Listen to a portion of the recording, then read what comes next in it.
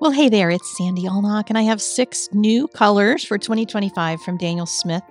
And this is just a swatching video, so it's part 1. Stay tuned very soon for part 2, which will be an actual painting using all 6 colors.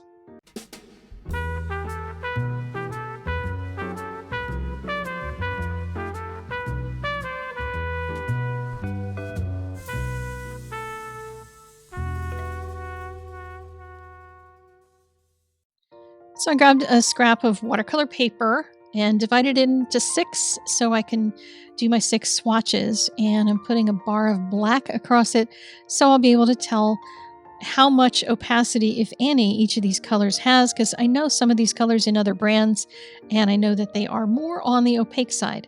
So I was curious to how these would come out. I didn't look up any information about these colors. I will put some of the information on my blog. So after this video is edited, I will go look all that up and copy it over for you. So you'll have it at your fingertips if you would like it. But links will be in the doobly-doo. First color is Jaune Brilliant. And this one is one that I've known in other brands that's on the opaque side.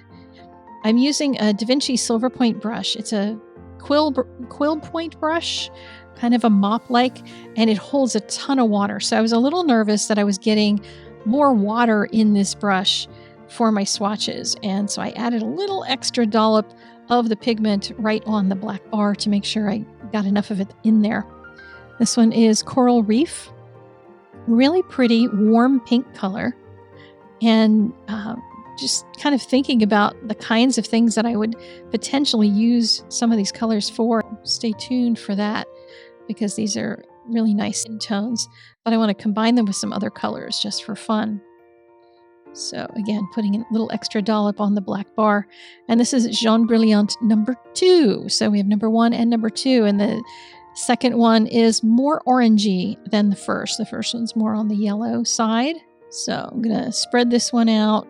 Again, trying to get enough pigment over that black so I can really test and see whether or not it has the capacity to be opaque. This one is Earthy Light Red. And it's interesting. I don't know that there's another color I would compare it to because it's got more vibrance to it than some other colors that are potentially near it in the whole color list. But it's also like not an orange, so it's kind of a rust, but not a dirty rust. I don't know, there's just something really nice about it. Then we have Manganese Violet. I've used before Manganese Blue Hue. It was in one of my very first palettes that I had.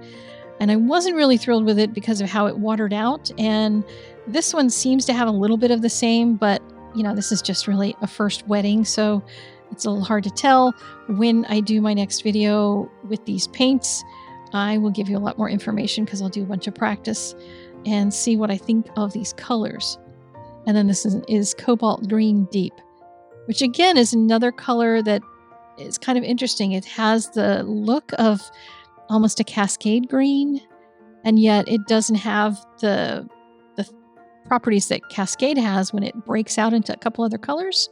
So this might be a good alternate if Cascade gets a little out of control for you, or a color like this. So I tried one more thing. Once they all dried, I took my small brush and I just added some pretty much solid pigment. I just wanted to see if I put these colors down completely solid, would it cover over top of that black?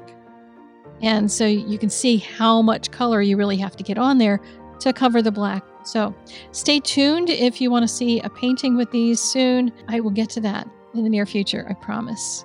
I will see you guys later. Take care.